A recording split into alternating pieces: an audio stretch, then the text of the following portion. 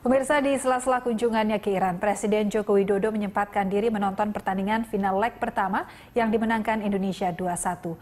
Jokowi pun mengapresiasi kemenangan timnas ini. Seberapa penting sih Pak bola untuk Indonesia ini sampai Bapak di tengah-tengah kunjungan kerja itu sempat seperti itu untuk nonton Pak? Ini kan masalah kebanggaan rakyat terhadap timnasnya, sehingga tadi di sela-sela pertemuan saya sempatkan untuk melihat lewat live streaming, dan saya sangat senang sekali. Saya ingin mengucapkan selamat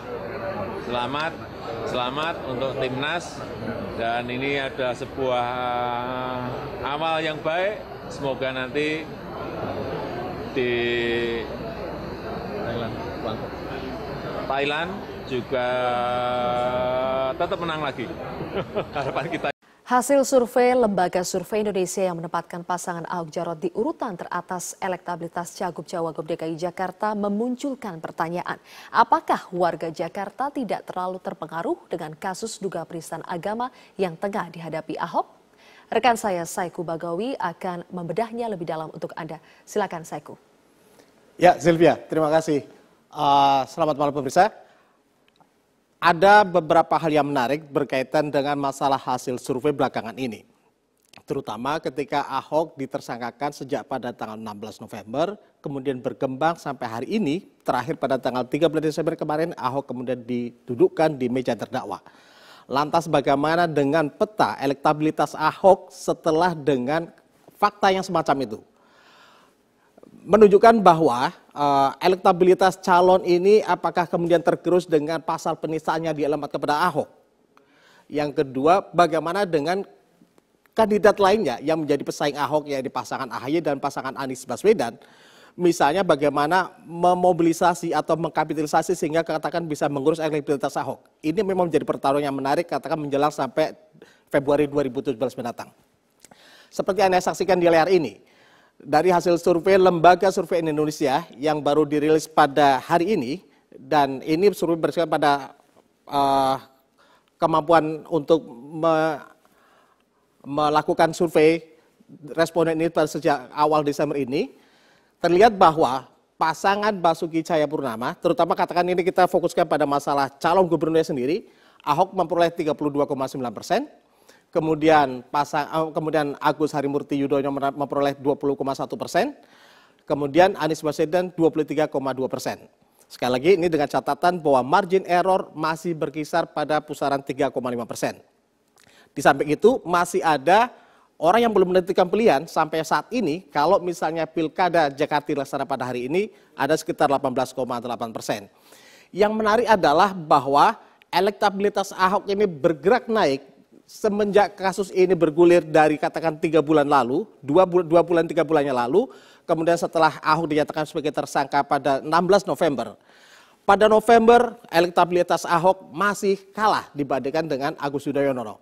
Tapi dalam rentang waktu 1 bulan, ketika euforia masyarakat begitu besar dengan kasus ini, ada beberapa hal yang menarik soal masalah bagaimana elektabilitas ini berkaitan dengan pasal penistaan agama.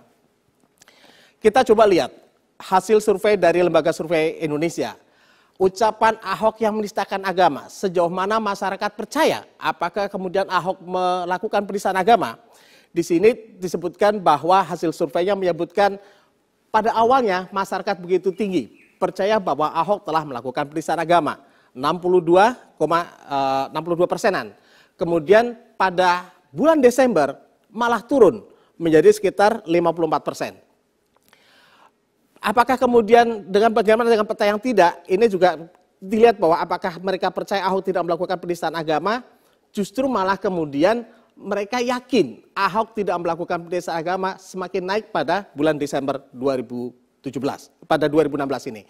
Survei ini bermaksud memang secara proporsional, kredibel, mengambil sampel sekitar 800 responden di Jakarta. Kita lihat pada grafik berikutnya. Di sini, pernahkah Anda menonton video rekaman Ahok yang pernah diunggah oleh katakan Pemprov DKI Jakarta pada tanggal 27 September 2016 lalu?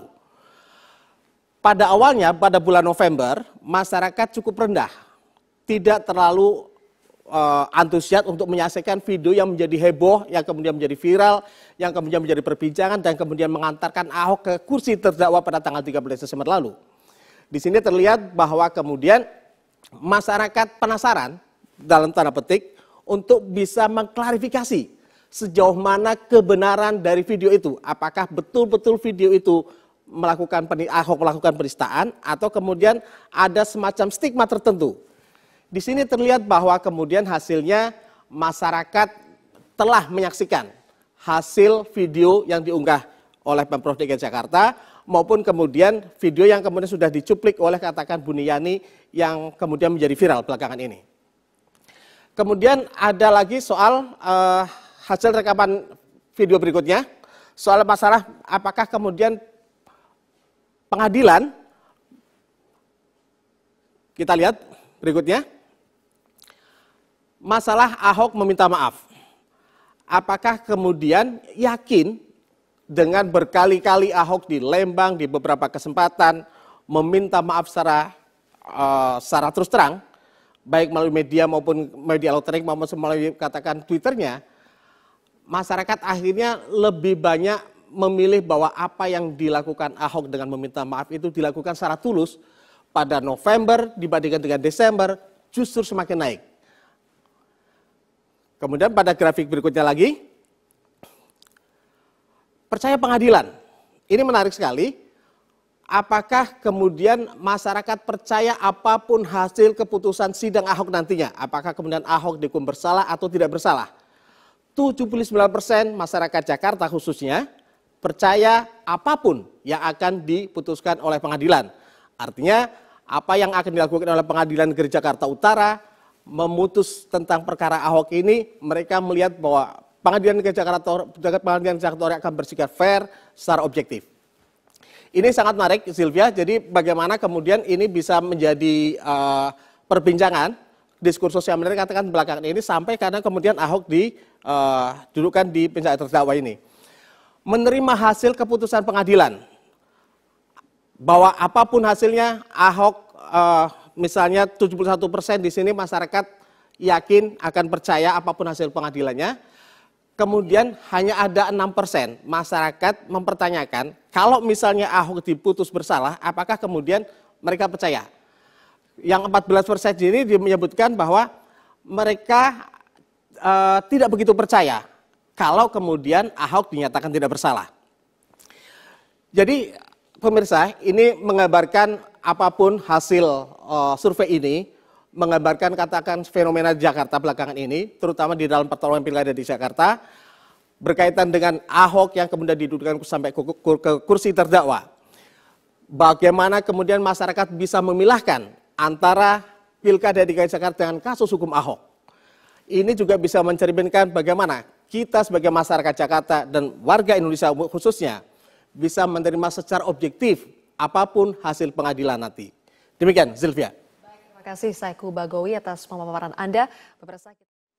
Pemirsa, inilah headline news pukul 1 waktu Indonesia Barat. 4.200 lebih rumah warga di Tuban, Jawa Timur masih terendam banjir luapan Sungai Bengawan Solo.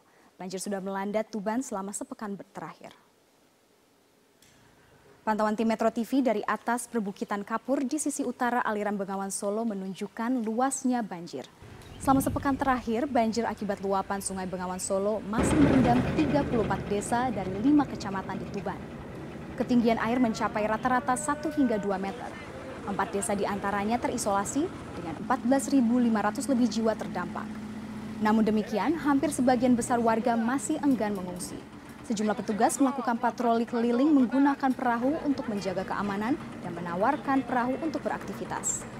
Badan Penanggulangan Bencana Daerah BPBD Tuban mencatat banjir tahun ini adalah yang terparah dalam 5 tahun terakhir.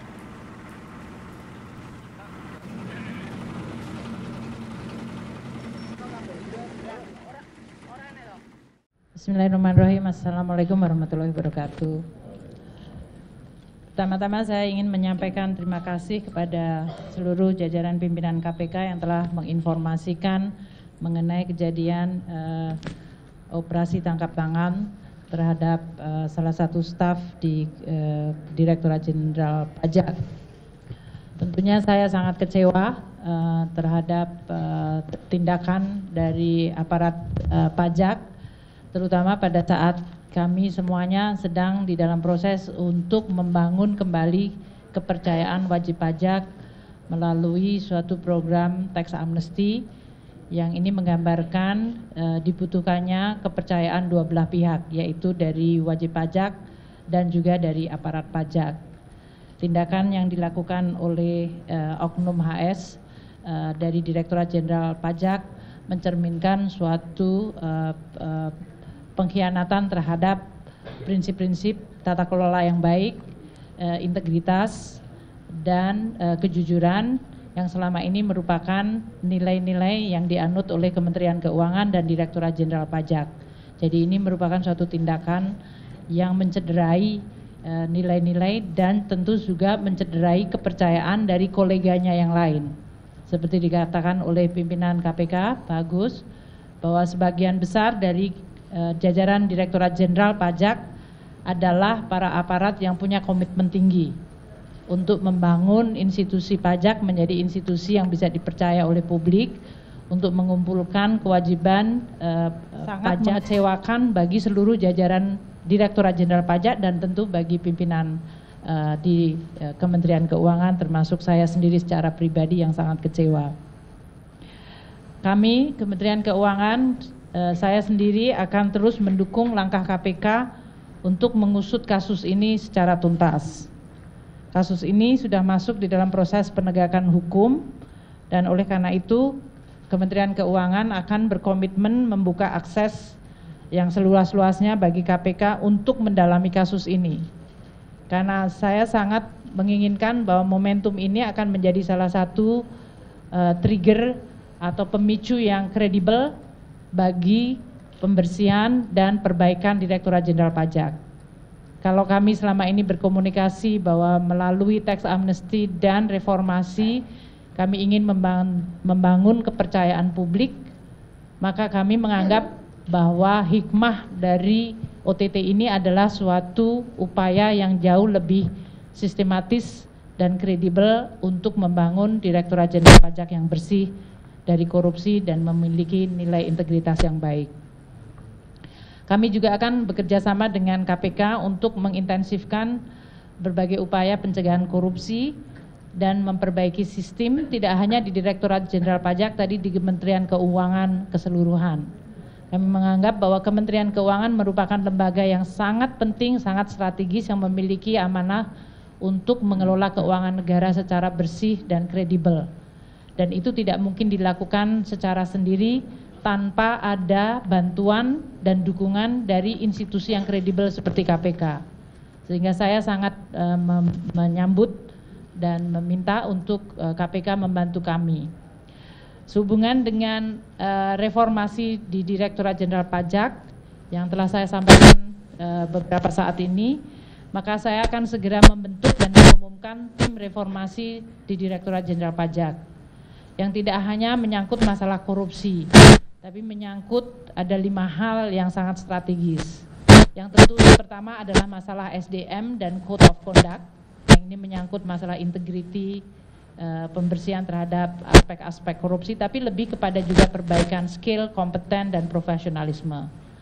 Yang kedua adalah menyangkut masalah information system dan database, karena ini akan sangat membantu kami untuk mengidentifikasikan kewajiban dari wajib pajak secara objektif dan mengurangi interaksi dari aparat pajak secara tidak perlu yang kemudian bisa menimbulkan berbagai transaksi seperti yang terjadi pada OTT ini. Yang ketiga, kami perlu dan memandang penting untuk memperbaiki bisnis proses. Selamat malam, Anda menyaksikan Headline News pukul 21 waktu Indonesia Barat. Pemirsa, Polda Metro Jaya telah menetapkan Buniyani sebagai tersangka terkait dugaan pencemaran nama baik. Untuk mengetahui informasi selengkapnya, kita simak langsung mendengarkan keterangan pers dari Kabid Humas Polda Metro Jaya, Kombes Pol Awi Setiono. Romawi 10 2016 PMJ di Reskrim Sus pada tanggal 7 Oktober 2016. Kita ketahui bersama bahwasannya LB tersebut Pelapornya adalah Andi Windo Wahidin SHMH. Kasusnya tentang pencemaran nama baik dan penghasutan atau SARA. Adapun untuk identitas terlapor, yaitu nama BY, jenis kelamin laki-laki, tempat tanggal lahir Lombok Timur 16 Mei 1969, pekerjaan dosen agama Islam, Kewarganegaraan Indonesia, alamat Kalibaru, Permai, Blok B2, nomor 15, RT 002007, Kelurahan Kalibaru, Kecamatan Cilodong, Depok, Jawa Barat. Hasil dari proses penyidikan selama ini yang telah dilakukan oleh Subdit Cybercrime Polda Metro Jaya sudah melakukan pemeriksaan terhadap saksi-saksi, kemudian saksi ahli, sampai dengan hari ini kita telah melakukan pemanggilan terhadap terlapor. Tadi pagi sekitar jam berapa tadi Pak Roberto? Jam 11 ya. Ya, kita panggil jam 10, jam 11 hadir sebagai saksi. Dan tadi sampai dengan pukul sekitar 19.30 ya. Selesai dilakukan pemeriksaan sebagai saksi. Namun demikian dengan hasil pemeriksaan, hasil konstruksi hukum, pengumpulan alat-alat bukti dari penyidik pada kesempatan malam hari ini sekitar pukul 20.00 dengan bukti permulaan yang cukup, yang bersangkutan saudara BY kita naikkan statusnya menjadi tersangka. Bahwasanya yang bersangkutan dari tuduhan persangkaan oleh pelapor terkait dengan pencemaran nama baik dan penghasutan SARA yang dapat kita penuhi terkait dengan unsur-unsur perbuatan pidananya, yaitu terkait dengan. Kita beralih ke informasi. Penyidik Polda Metro Jaya memanggil sejumlah saksi untuk mendalami kasus penghadangan kampanye yang terjadi pada pasangan Cagup dan Cawagup DKI Jakarta, Basuki Cahayapurnama dan Jarod Saiful Hidayat di kawasan Kembangan Utara. Cawagup petahana Jarod Saiful Hidayat menjadi salah satu saksi yang hadir untuk memberikan keterangan.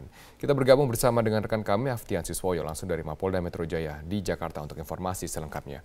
Aftian, apa saja keterangan yang disampaikan Jarod Saiful Hidayat sebagai saksi kepada penyidik Polda Metro Jaya? Robert, hari ini Jarod Saiful Hidayat tiba di Mapolda Metro Jaya pada pukul 16 waktu Indonesia Barat, dan Jarod sempat memberikan beberapa keterangan kepada awak media bahwa terkait kehadirannya hari ini adalah berkapasitas sebagai saksi terkait kasus penghadangan ketika melakukan kampanye di kawasan Kembangan Utara. Dan di sini Jarod juga akan memberikan penjelasan serta klarifikasi atas tindak pidana pilkada yang dialami. Kemudian Jarod juga menjelaskan bahwa banyak sekali yang melakukan penghadangan ketika melakukan kampanye di kawasan Kembangan Utara, baik ketika Jarod berada di lapangan ataupun ketika melakukan sholat asar di masjid. Dan dalam minggu ini pihak kepolisian akan menyelesaikan berkas perkara dan diserahkan ke jaksa penuntut umum untuk proses tindak lanjut. Dan selain Jarod, hari ini juga dihadirkan 11 orang saksi lainnya untuk memberikan keterangan. Dan hingga saat ini memang pihak kepolisian masih belum menetapkan tersangka dalam kasus penghadangan yang dilakukan oleh salah satu warga berinisial NS yang disebut sebagai komandan lapangan. Dan tadi setelah kehadiran Jarod, tadi juga hadir dalam pemanggilan hari ini adalah Ketua DPRD DKI Jakarta, Prasetyo Edy, dan di sini Prasetyo Edy mengatakan bahwa mengetahui terkait permasalahan ini, yaitu permasalahan penghadangan ketika melakukan kampanye di kawasan Kembangan Utara. Prasetyo Edy juga meskipun tidak mengikuti kampanye di kawasan Kembangan Utara, namun sebagai ketua tim hari ini datang berkapasitas sebagai saksi. Dan Prasetyo Edy juga menjelaskan bahwa ada beberapa bukti yang dibawa, termasuk yaitu bukti video dan juga beberapa bukti foto. Dan berikut merupakan pernyataan selengkapnya dari Jarod Saiful Hidayat. Terlapornya hanya NS saja saja yang dikembangkan itu atau ada yang lain? Saya tidak tapi kemungkinan itu kan ada banyak yang menghadang ya. Baik menghadang pada saat di lapangan maupun pada saat saya sudah ke tempatnya Pak Haji Saman dan menunaikan ibadah sholat asar, itu masih Pak, mereka ikut. Pak, sudah menyebut ada keterlibatan tokoh politik di balik penghadangan itu, siapa sebenarnya Pak?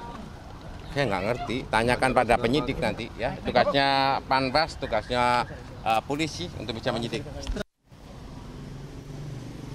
Robert.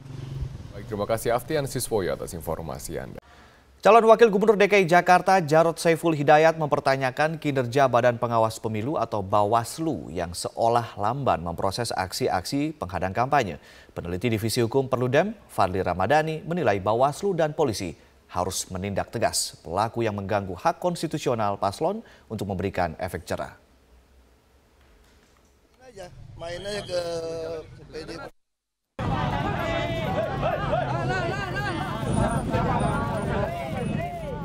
Kegiatan kampanye pasangan calon kepala daerah DKI Jakarta, Basuki Cahayapurnama dan Jarod Saiful Hidayat sempat berulang kali mendapatkan gangguan dari sekelompok massa.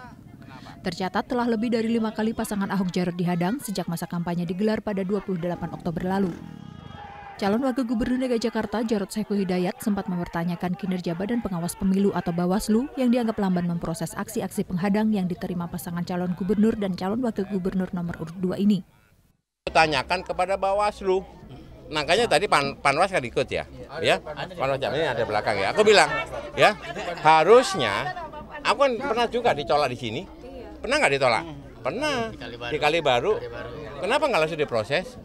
Saksinya banyak, buktinya ada, orangnya kelihatan, ya nggak? Saya aja ngomong, bukan warga situ, dia warga RW 7, kami ketemu RW 1, ya nggak? Nah gitu dong. Ketua Badan Pengawas Pemilihan Umum atau Bawaslu DKI Jakarta, Mimah Susanti, membantah abai memproses laporan pelanggaran pemilu. Ia mengaku Bawaslu telah memproses seluruh laporan yang dilayangkan tim kampanye Ahok Jarot. Dari 4 laporan, hanya 1 yang memenuhi unsur pidana.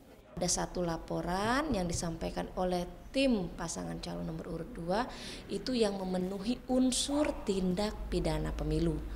Dan itu sudah kita tindak lanjuti atau kita rekomendasikan kepada pihak kepolisian. Jadi kewenangannya itu sudah ada kepada mereka, ya. Peneliti Divisi Hukum Perludem, Fadli Ramadhani, menilai penolakan kampanye paslon yang terjadi di DKI sudah masuk dalam pelanggaran serius. Karena itu, ia meminta Bawaslu dan polisi segera bertindak.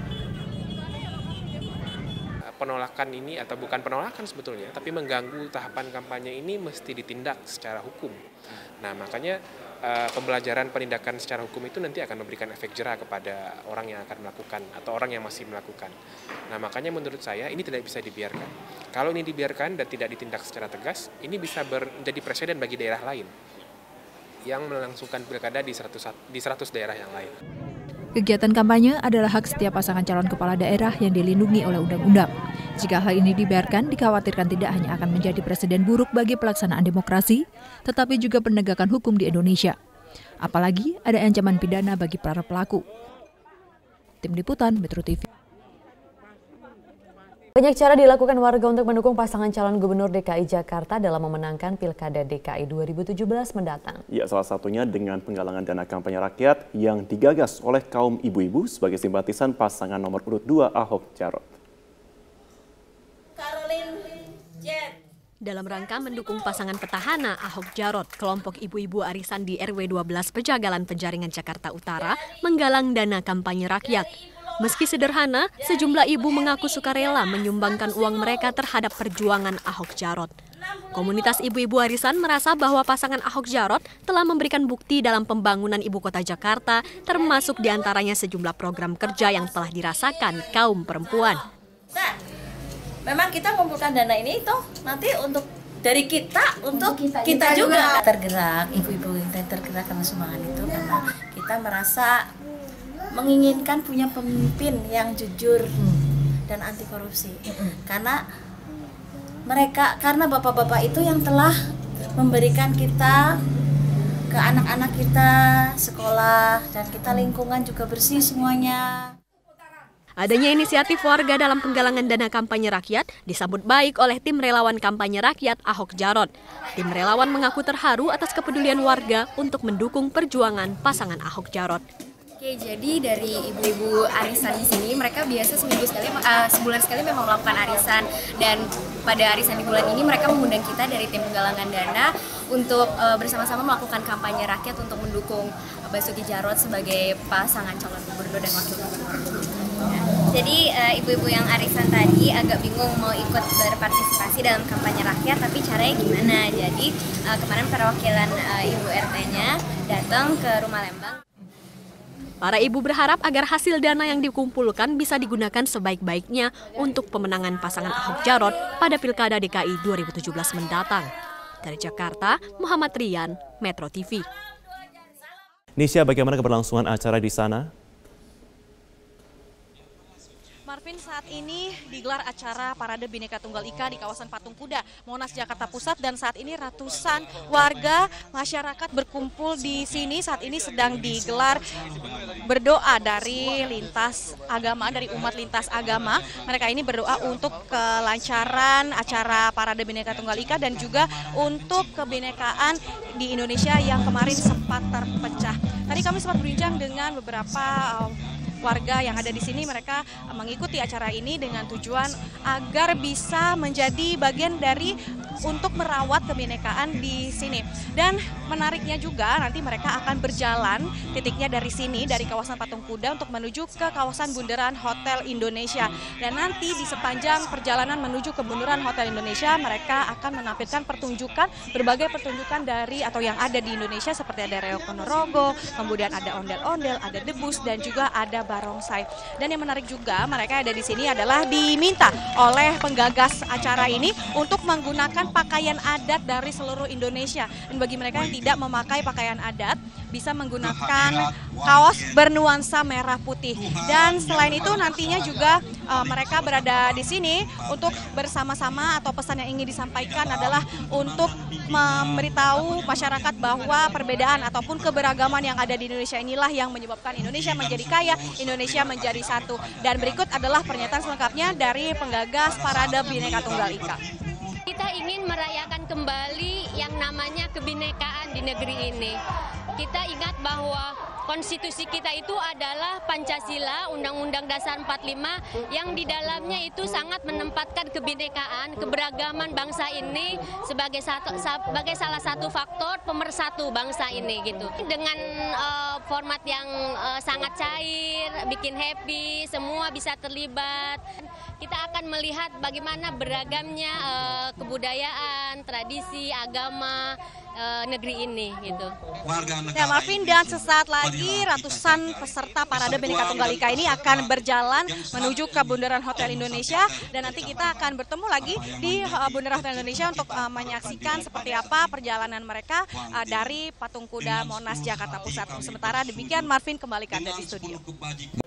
Selamat siang pemirsa, inilah Headline News pukul 14 waktu Indonesia Barat. 15 nelayan dinyatakan hilang akibat kapal berbendera Thailand dan kapal nelayan tabrakan di perairan Tuban, Jawa Timur.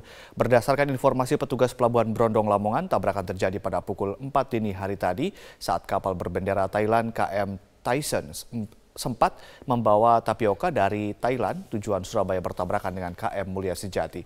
Dan untuk mengetahui bagaimana upaya pencarian 15 nelayan yang hilang, saat ini kita sudah terhubung dengan Pak Misngadi, Syah Bandar Pelabuhan Brondong, Lamongan, Jawa Timur. Selamat siang, Pak. Selamat siang. Ya, bagaimanakah upaya atau bagaimanakah kronologis peristiwa ini, Pak? Siap. Kronologi kejadian ini tadi pagi sekitar pukul 4 pagi. Itu kapal nelayan Mulia Sejati ditabrak MV Tyson 4. Ya. Di posisi kurang lebih 17 mil dari Pelabuhan Brondong gitu, Pak. Ya. Bagaimanakah upaya pencarian saat ini, Pak? Untuk posisi sekarang sudah tahap evakuasi terhadap 12 orang yang selamat. Untuk yang 15 masih belum diketahui nasibnya. Jadi ini yang 12 untuk dievakuasi ke pelabuhan Lamongan Sorbes untuk mendapatkan pertolongan lebih lanjut gitu Pak. Jadi masih 15 orang masih dicari ya Pak Misngadi ya? Siap, ini Basarnas beserta tim lainnya menyisir para korban tersebut untuk mencari keberadaan mereka gitu Pak. Baik, Pak Misngadi, dari 15 orang yang masih dicari, apakah warga negara mereka semua warga negara Indonesia Pak? Oh, yang dicari ini warga negara kita Pak. Ini baik. Nelayan dari Juwana, Jawa Tengah gitu Pak. Ya. Baik, terima kasih Pak Misngadi telah memberikan informasi kepada kami. Selamat malam pemirsa, aksi teror terhadap kandidat kepala daerah kembali terjadi di Provinsi Aceh. Kali ini penembakan terjadi di rumah calon gubernur Aceh Tarmizi Karim oleh orang tidak dikenal. Dan untuk mengetahui informasi selengkapnya, kita terhubung dengan Dazen Frila langsung dari Banda Aceh. Dazen, bagaimana kronologi penembakan rumah Tarmizi Karim? Ya, Rory, dari informasi yang kami peroleh, aksi penembakan ini terjadi pada Rabu malam sekitar pukul 19 waktu Indonesia Barat di kediaman salah satu calon gubernur Aceh bernomor urut 1 Tarmizi Karim, yaitu tepatnya terletak di Jalan Todak Gampong, Bandar Baru, Dusun Piranha, Kecamatan Kuta Alam, Kota Banda Aceh. Tidak ada korban jiwa dalam peristiwa ini dan menurut keterangan saksi mata, yaitu Fahri, anak dari Tarmizi Karim sendiri, mendengar suara letusan setelah sempat melihat seorang sosok yang melintas di luar pagar kediamannya dengan menggunakan 1 unit sepeda motor. Fahri sendiri tidak mengetahui bahwa suara tersebut adalah suara letusan senjata api dan ia baru mengetahui aksi ini adalah aksi teror atau penembakan setelah diberitahu pihak Pamtub atau pengamanan tertutup Tarmizi Karim bahwa terdapat lubang bekas tembakan di pagar rumahnya yang juga terpantul pada pagar garasi. Sementara selongsong peluru juga telah ditemukan di dalam areal rumah dan insiden ini terjadi ketika Tarmizi dan keluarga sedang dalam perjalanan dari Kabupaten Aceh Timur menuju kota Banda Aceh. Hingga saat ini pihak kepolisian belum dapat mengungkap motif ataupun pelaku di balik penembakan ini dan saat ini masih melakukan pemeriksaan karena pihak Tarmizi Karim sendiri baru menyampaikan laporan kasus ini pada sore hari tadi, Rory. Sementara olah TKP akan segera dilakukan dalam waktu dekat. Dan menanggapi insiden ini, Tarmizi Karim sendiri yang maju dalam Pilgub Aceh melalui jalur independen mengatakan aksi penembakan ini merupakan bentuk teror yang telah mengganggu kedamaian pilkada, namun pihaknya tetap menghimbau kepada seluruh tim sukses dan para pendukung untuk tetap tenang dan tidak terprovokasi oleh kejadian ini. Berikut kita dengarkan salah satu petikan wawancara kami dengan calon gubernur Aceh Tarmizi Karim. Sebetulnya seperti tadi kita sudah kumpul juga dengan tim kita, tim sukses di dalam pilkada ini. Saya memintakan kepada mereka agar sabar tenang oleh karena ini sudah ditangani oleh polisi dengan bagus sekali sejak awal tadi pagi. Dan sebetulnya ini kan bertentangan dengan semangat pilkada damai. Itu yang baru seminggu yang lalu kita sudah kumpul di Mapolda di bawah koordinasi Pak Kapolda dan pengarahan Bapak Gubernur. Yang semangat kita kan spirit kedamaian ini. Tapi kalau ada kejadian-kejadian seperti ini, maka itu akan bertolak belakang sekali dengan semangat pilkada yang damai, aman, sejahtera.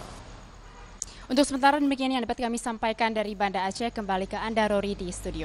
Pemirsa, kita bergabung dengan Stella Nau dari Istana Merdeka. Stella, ini adalah pertemuan yang kedua antara kedua tokoh dalam sebulan terakhir ini. Sebenarnya apa yang ingin disampaikan oleh kedua tokoh ini yang pernah menjadi rival dalam Pilpres 2014 lalu?